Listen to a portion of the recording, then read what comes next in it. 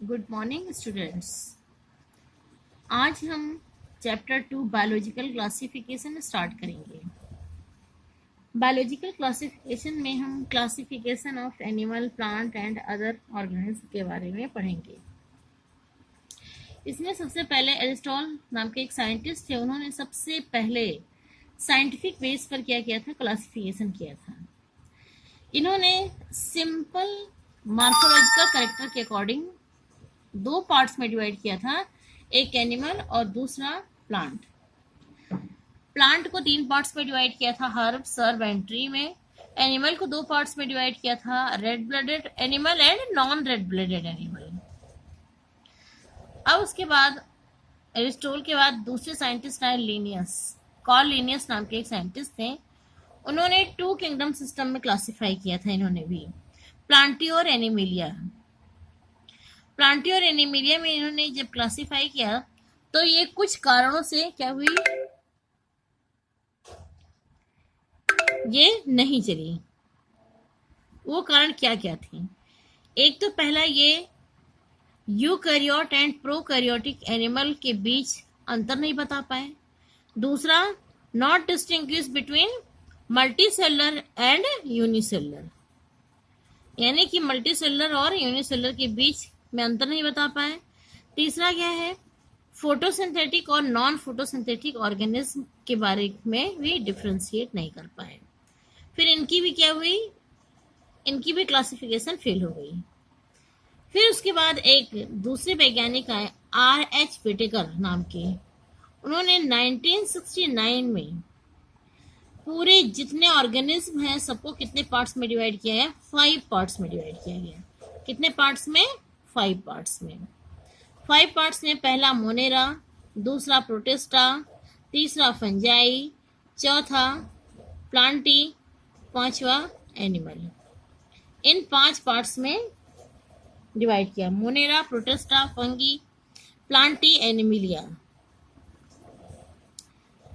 Main criteria that were used by him are all prokaryotic organisms were grouped together under kingdom Monera. इन्होंने जितने prokaryotic organism थे सबको एक group में रखा, और वो कौन सा ग्रुप था? मोनेरा। और जितने यूनिसेलर यूकैरियोटिक थे, यूनिसेलर एंड यूकैरियोटिक, इन दोनों को किस में रखा? प्रोटिस्टा में। यानी जो फर्स्ट ग्रुप था मोनेरा, मोनेरा में जितने प्रोकैरियोटिक हैं वो मोनेरा में आ गए, और जितने यूकैरियोटिक हैं वो किस में आ गए? प्रोटिस्टा में आ गए।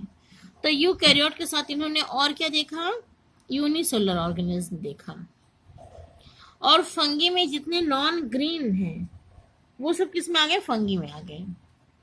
और जितने ग्रीन प्लांट हैं, दे हैव क्लोरोफिल, वो सब किस में आ गए? प्लांटी में आ गए। और बाकी किसमें आ गए? एनिमिलिया। जो एनिमल्स हैं वो जिसमें क्लोरोफिल नहीं पाया जाता था, और दूसरे जो प्लांट में कैरेक्टर पाए जाते वो नहीं पाए जाते थे, वो सब किसमें आ गए? एनिमिलिया में आ गए। अब सबसे पहले हम discuss kingdom Monera. First, cell type कैसा होता है? प्रोकैरियोटिक। सेल वॉल इसमें नॉन सेलुलर होते हैं। न्यूक्लियर मेम्ब्रेन टोटली एब्सेंट होते हैं। बॉडी ऑर्गेनाइजेशन कैसा होता है? सेलुलर टाइप होता है। और मोड ऑफ न्यूट्रिशन 2 तरह के पाए जाते हैं, autotrophic nutrition and heterotrophic nutrition. Autotrophic nutrition, autotrophic nutrition are of 2 type, chemosynthetic and photosynthetic. Chemosynthetic means chemical based, और फोटोसिंथेटिक मीन्स सनलाइट बेस्ड। यानी कीमोसिंथेटिक जो केमिकल से हो, और फोटोसिंथेसिस जो सनलाइट की प्रेजेंस में हो। हेटेरोट्रॉफिक में पैरासाइट एंड सेप्रोफिटिक। पैरासाइट कैसे होते हैं? जो they are depend on the another organism called the parasite, यानी टोटली किस पे डिपेंड हो? दूसरे ऑर्गेनिज्म में। वो भी कैसे होने चाहिए? लिविंग होने चाहिए। कैसे होने चाहिए? लिविंग। और सेप्रोफिटिक कैसे होते हैं? सेप्रोफिटिक मीन्स नॉन लिविंग, यानी कि डेड एंड डिकेइंग ऑर्गेनिज्म पे अगर डिपेंड करता है तो कैसा होता है? वो सेप्रोफिटिक होता है। अब हम उसके पॉइंट देख लेते हैं। जितने मोनेरा में हो, जितने बैक्टीरिया है, सभी को किस में रखा गया? मोनेरा में। यानी bacteria are the sole member of Monera. Most abundant organism, यानी कि जो मोनेरा का मेन ऑर्गेनिज्म है वो कौन सा है? बैक्टीरिया है। Live in extreme habit such as hot spring desert snow. ये एक्सट्रीम हैबिटेट में जैसे कि बहुत गर्म जगह में भी, डिजर्ट में भी और स्नो में भी ये रह सकते हैं। On their shape bacteria are the 4 type. Shape के आधार पर बैक्टीरिया कितने पार्ट्स में डिवाइड होते हैं? 4 टाइप में डिवाइड होते हैं। Bacillus rod shaped, spherical coccus, vibrium comma shaped, spirillum spiral shaped. ये 4 शेप्ड के क्या होते हैं? बैक्टीरिया पाए जाते हैं। Bacteria are as grouped so most extensive metabolic diversity। Bacteria जो हैं ये मेटाबॉलिक डाइवर्सिटी शो करते हैं। यानी किंगडम मोनेरा को कितने पार्ट्स में डिवाइड किया गया? 2 पार्ट्स में, आर्कियोबैक्टीरिया एंड यूबैक्टीरिया। आर्कियोबैक्टीरिया और यूबैक्टीरिया ये 2 पार्ट्स हैं। इसमें special bacteria they are live in most harsh habitat. जो बैक्टीरिया हैं स्पेशल टाइप के बैक्टीरिया होते हैं जो इस हैबिटेट में, किसी भी हैबिटेट में वो सरवाइव कर सकते हैं। एक्सट्रीम साल्टी एरिया, बहुत साल्टी एरिया में भी वो सरवाइव करते हैं जिन्हें हम हेलोफिलस कहते हैं। हॉट स्प्रिंग्स में भी कर सकते हैं जिन्हें हम थर्मो एसिडोफिल्स कहते हैं।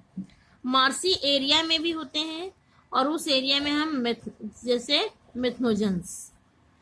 आर्कियोबैक्टीरिया differ from the other bacteria in having a different cell wall structure and this feature is responsible for their survival in extreme condition। आर्कियोबैक्टीरिया दूसरे बैक्टीरियो से डिफर होता है। क्यों? क्योंकि उसके अंदर क्या पाया जाता है? डिफरेंट टाइप के सेल वॉल स्ट्रक्चर प्रेजेंट होते हैं और ये जो सेल वॉल स्ट्रक्चर है ये रिस्पॉन्सिबल होता है बैक्टीरिया को एक्सट्रीम कंडीशन में सरवाइव करने के लिए वो हेल्प करता है। Methanogen are present in gut of several ruminants. जितने रुमिनेंट्स होते हैं कटच्यूम एनिमल्स होते हैं, यानी कि काऊ, बफेलो, इन सब एनिमल्स के जो गट है, गट में कौन सा पाया जाता है? मेथनोजन बैक्टीरिया पाया जाता है। और methanogen bacteria they are responsible for production of methane gas. ये जो मेथनोजन बैक्टीरिया है ये किसके लिए रिस्पॉन्सिबल होते हैं? मीथेन गैस के लिए। और मीथेन गैस को हम बायोगैस भी कहते हैं। और ये गैस कहाँ से मिलती है हमें? From Dang of the animal, यानी कि काऊ के या बफेलो के गोबर से मिलती है। Next eubacteria. यूबैक्टीरिया में by the presence of rigid cell wall and if motile and flagellum. इनमें इनकी जो सेल वॉल होती है रिजिड होती है, रफ टाइप की होती है। या तो ये मोटाइल होते हैं या तो इसमें फ्लैजेलम पाए जाते हैं। मोटाइल मीन्स मूव करने वाले और फ्लैजेलम मीन्स फ्लैजेलम पाए जाते हैं। जैसे तुम लोगों ने यूग्लिना में देखा होगा इस स्ट्रक्चर में, जैसे ये यूग्लिना है। यूग्लिना स्ट्रक्चर में एक long tail like structure present होती है और इसे हम क्या कहते हैं? फ्लैजेलम कहते हैं। क्या कहते हैं इसे? Flagellum. Flagellum help to movement. किसमें हेल्प करता है? Movement. Next the cyanobacteria. Cyanobacteria जैसे फोटोसिंथेटिक ऑटोट्रॉप्स होते हैं। They also called blue green algae. Cyanobacteria को हम ब्लू ग्रीन एल्गी भी कहते हैं। क्यों? बिकॉज इसमें क्या पाया जाता है? क्लोरोफिल प्रेजेंट होता है, यानी वो बैक्टीरिया जिसमें क्लोरोफिल प्रेजेंट हो। कैरेक्टरिस्टिक क्या क्या है? ये यूनिसेलुलर होते हैं, ये हमेशा कॉलोनीज में पाए जाते हैं, सिंगल नहीं पाए जाएंगे। तीसरा ये फिलामेंटस होती है। चौथा फ्रेश वाटर में पाए जाते हैं, मैराइन वाटर में भी पाए जाते हैं और टेरेस्ट्रियल एल्गी कॉलोनीज के रूप में भी पाए जाते हैं, जिसके चारों तरफ एक क्या होता है? जिलेटिनियस सीथ पाई जाती है, जिलेटिनियस लेयर पाई जाती है जिसके अंदर सारे के सारे बैक्टीरिया क्या होते हैं? आराम से रहते हैं। Often from bloom in polluted water bodies. यहाँ तक कि पॉल्यूटेड वाटर बॉडीज में ब्लूम के रूप में भी पाई जाती हैं।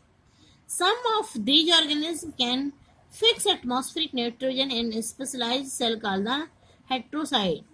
कुछ हेट्रोसाइट टाइप के बैक्टीरिया पाए जाते हैं, उन्हें वो क्या करते हैं? एटमॉस्फेरिक नाइट्रोजन फिक्सिंग का काम करते हैं, जैसे nostoc and Anabaena.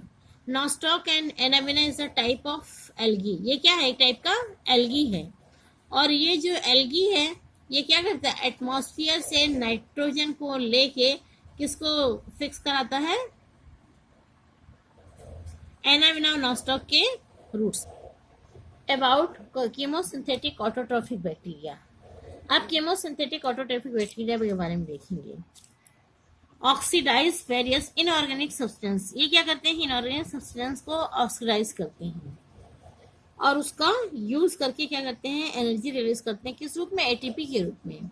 Inorganic substance जैसे नाइट्रेट, नाइट्राइट, अमोनिया, ये तीनों क्या है? इनऑर्गेनिक सब्सटेंसेस हैं। Nitrate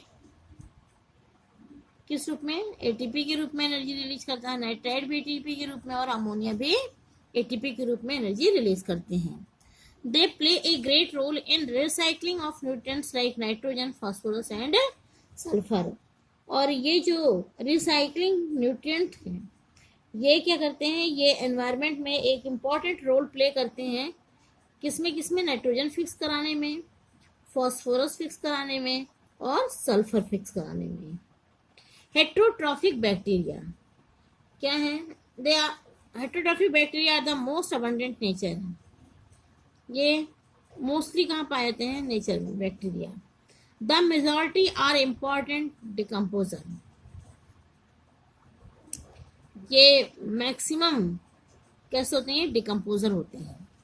they are helpful in making curd from milk. ये दूध से दही बनने में हेल्प करते हैं। Production of antibiotics fixing nitrogen in legume root.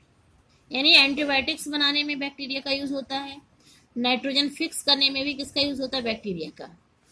कुछ पैथोजेनिक बैक्टीरिया होते हैं, यानी पैथोजेनिक मीन्स जो रोग को फैलाते हैं। ये क्या करते हैं? ह्यूमन बीइंग को के लिए हार्मफुल होते हैं, क्रॉप्स के लिए हार्मफुल होते हैं और फार्म और पेट्स के लिए भी क्या होते हैं? हार्मफुल होते हैं। जैसे example cholera, typhoid, tetanus, citrus are well known disease caused by the different bacteria. ये सब किससे फैलते हैं? बैक्टीरिया से। अलग अलग टाइप के बैक्टीरिया से फैलते हैं। Reproduction in bacteria mainly reproduce by the help of fission. किससे होते हैं? फिजन के द्वारा। They produce spore under the favourable unfavourable condition. ये अनफेवरेबल कंडीशन में क्या प्रोड्यूस करते हैं? स्पोर्स प्रोड्यूस करते हैं। नेक्स्ट है also reproduce by sexual reproduction and adopting the primitive type of DNA. और ये क्या करते हैं? सेक्सुअल रिप्रोडक्शन को करते हैं और इसमें क्या पाया जाता है? प्रिमिटिव टाइप का डीएनए प्रेजेंट हो जाता है। अब आओ माइकोप्लाज्म के बारे में। बहुत इंपॉर्टेंट है माइकोप्लाज्म। माइकोप्लाज्म क्या है? Organism that completely lack of cell wall. इसके अंदर बिल्कुल भी सेल वॉल नहीं पाई जाती है। स्मॉलेस्ट लिविंग सेल है ये। Can survive without oxygen. और ये बिना ऑक्सीजन के भी क्या कर सकता है? सर्वाइव कर सकता है। Many mycoplasma are pathogenic to plant and animals. बहुत से माइकोप्लाज्म जो होते हैं वो प्लांट और एनिमल के ये क्या होते हैं? पैथोजेनिक होते हैं, यानी कि रोग फैलाने में हेल्प करते हैं। ये डिवाइडिंग बैक्टीरिया का स्ट्रक्चर है cell wall, cell membrane and DNA.